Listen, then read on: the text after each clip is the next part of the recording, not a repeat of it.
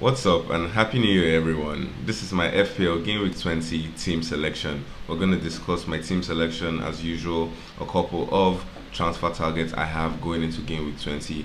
A bit of future planning is going to be done as well. We're going to also take a look at what my Gameweek 19 team looked like, what we scored, and mistakes that were made, what we've learned from those mistakes, and how to best go about future game weeks.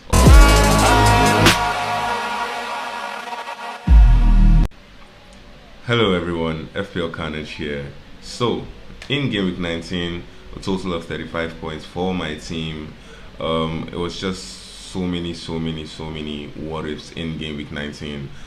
So many positives that could have, been gotten in this Game Week 19. But let's just take a look at what my team was able to rally. In goal, I had Raya who returned 2 points. He saw that well and really hoped for clean sheet get wiped out by the usual Watkins goal at the Emirates. Honestly, when they took off Timber and Gabriel, I just saw that goal coming. It was just unfortunate because I did sell Timber. We didn't really get enough information on his availability for that game, so unfortunately I sold him and I brought in Heaven of Manchester United, who conceded in the game against Wolves to 1-1 draw. He returned 2 points. O'Reilly, another very big if in game week 19, who could have picked up a clean sheet if he had been left on the pitch for about 3 more minutes. But unfortunately, he did get subbed off at the 57-minute mark and returned 1 point, and Manchester City kept a clean sheet. So valuable points lost there as well. On the positive side, in my defense, Van Dijk returned a clean sheet in that game against Leeds. It was a really tight game for them. Liverpool have looked shaky defensively. I honestly didn't expect the clean sheet, but we're going to take what we can get. In my midfield, Foden with yet another blank could have gotten a couple of assists. Savinho missed a couple of chances. Haaland missed a couple of chances. Could have easily had 2 or 3 assists in the game. Unfortunately, not to get any attacking return in that game. He returned just the 3 points. Saka with another beautiful assist in the 4-1 thrashing at home to Villa in the midweek fixtures. Honestly, he's been low-key returning points for the past 3-4 game weeks, be it assists, be it goals. He's just picking up a few points here and there, going under the radar, and I mean, I'll take it, right? But I do think he still needs to do a bit more for his price tag. I also had Cunha failing to return yet in another game where it was expected at home. In a fixture like Wolves at home, you would expect the likes of Cunha to, pop up with a mega haul. He was Manchester United's talisman in that game. Didn't really see much from him in that game. Florian Wirtz, another one of my transfer ends. Unfortunately, I transferred him 1 game week too late. I did call it that, if you were looking for potential short-term placement in your midfield, Wirtz was a good call. He returned a double-figure haul last week. Unfortunately, he couldn't replicate that this week.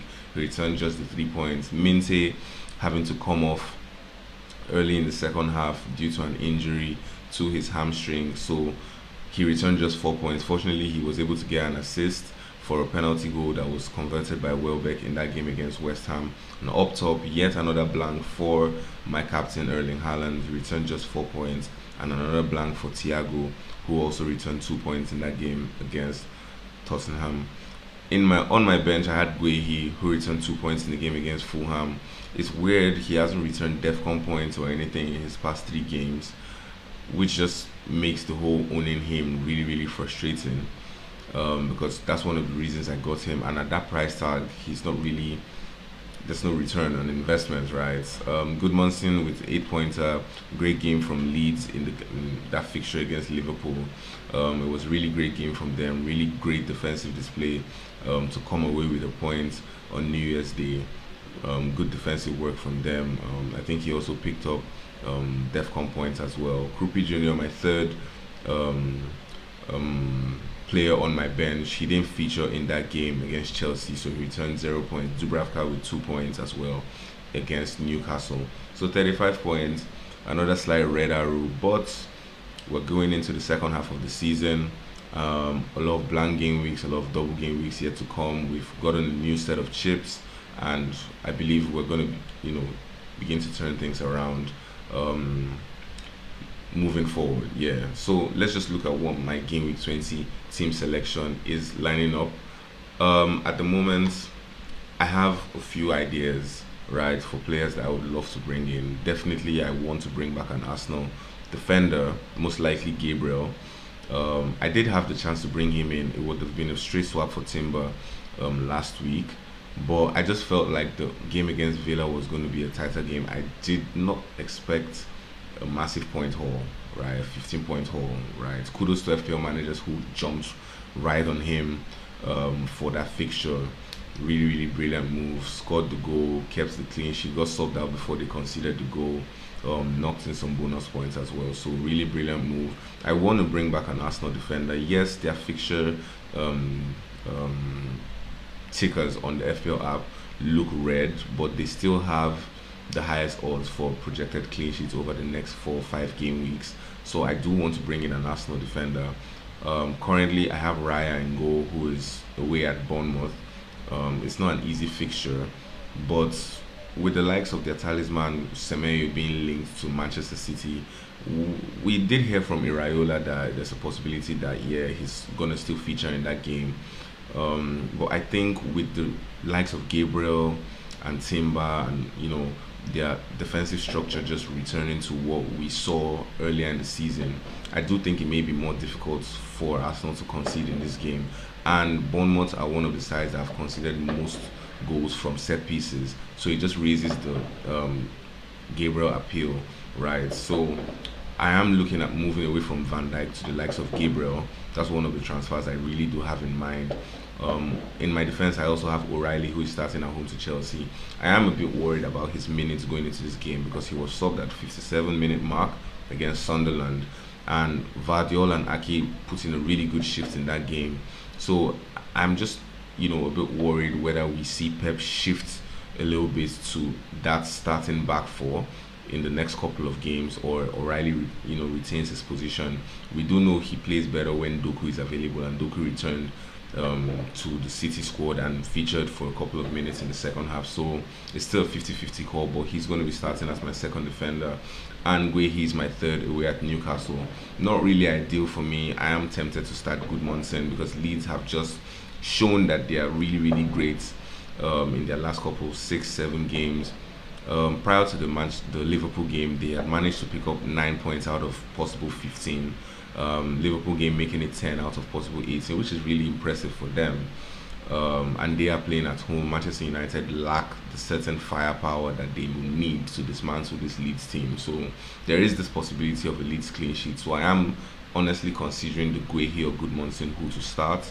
But in my midfield, I have Foden at home to Chelsea.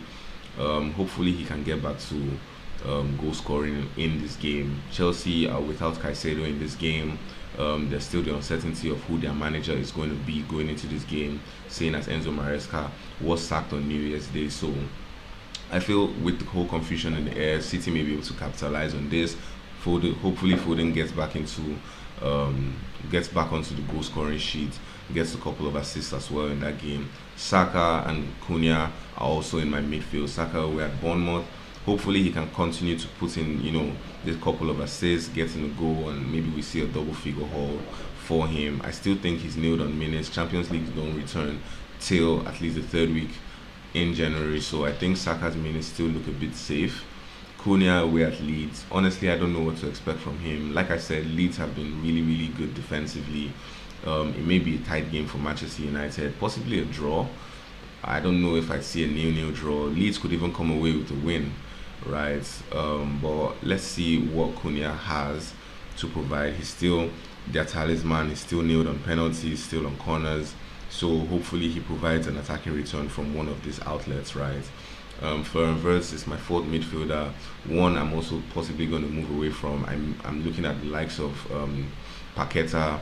Wolves fixtures over the next 4 or 5 game weeks are really decent. They play some of the clubs in the bottom half of the table, so I wouldn't mind attacking. Having a West Ham attacking asset. He is nailed on penalties and corners as well. Rogers is another one I'm looking at. His next 5 fixtures are really great. I think he has about 4 home games in the next 6.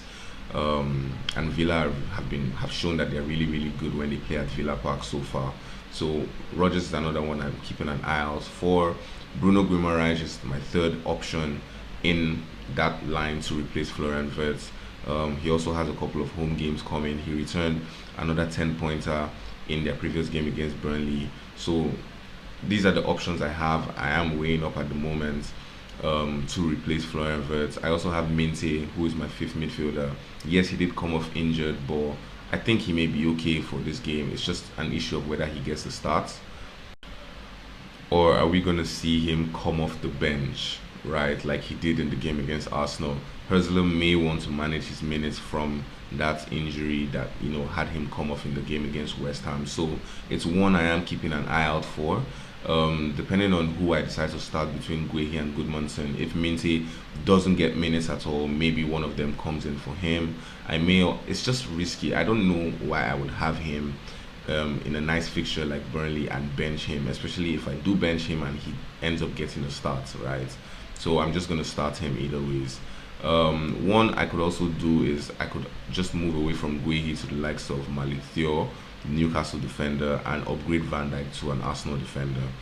I just don't know how comfortable I feel about doing a double defensive swap, just seeing as clean sheets aren't, a lot at the moment, and Crystal Palace could possibly score a goal away at Newcastle, so it just doesn't seem really ideal to me. Up top, I have Haaland as my captain again at home to Chelsea. He has a decent record against them. I think he has about 5 goals so far against them since coming to the Premier League. I thought about 5 goals or 4 goals and 1 assist against Chelsea. It is a home game. He hasn't scored in his last 2. I think he would be eager to try and get something out of this game. And Thiago is my second attacker away at Everton. Everton have managed to keep 2 clean sheets. I don't know how they managed that in their last game against Forest, away from home for that matter. But they have also been really decent at home. Brentford will pose some threats, but I think Everton may be able to manage that situation. Thiago, nailed on minutes, nailed on penalties. We haven't really seen any returns apart from the assist he got a couple weeks back, I think 2 weeks back. But hoping for some positive returns from him in this game. On my bench, I have Dubravka away at Brighton, Goodmanson at home to Manchester United, Heaven away at Leeds, and Krupi Jr. at home to Arsenal. Now, my captain, like I said, is on Erling Haaland, and my vice captain is currently on Matheus Cunha. But I do have an argument. I think an argument can be made to actually go for a risky Morgan Rogers captain, right? Or if I do even decide to move up to my attack and sell Thiago and go Bowen and upgrade Van Dijk to Gabriel, that's another way I could possibly go. Bowen nailed on minutes, is West Ham's talisman, and they have decent enough fixtures in their next 5, so I don't see why not. Bowen could also really be a great shout for captaincy this week in my opinion. So yeah, I think these are all really great options for to target, for managers that aren't really sure what transfers to make this week. You could look at this as potential options, or you could just do the easier thing and roll and hope for the best from your current team. If you're not sure on what to do, right, that's always another way to go. But yeah, this is what my team is. Please let me know what you think in the comment section. If you have any questions, leave them and I'll get back to them as soon as I can. And I will see you guys in the next FPL video.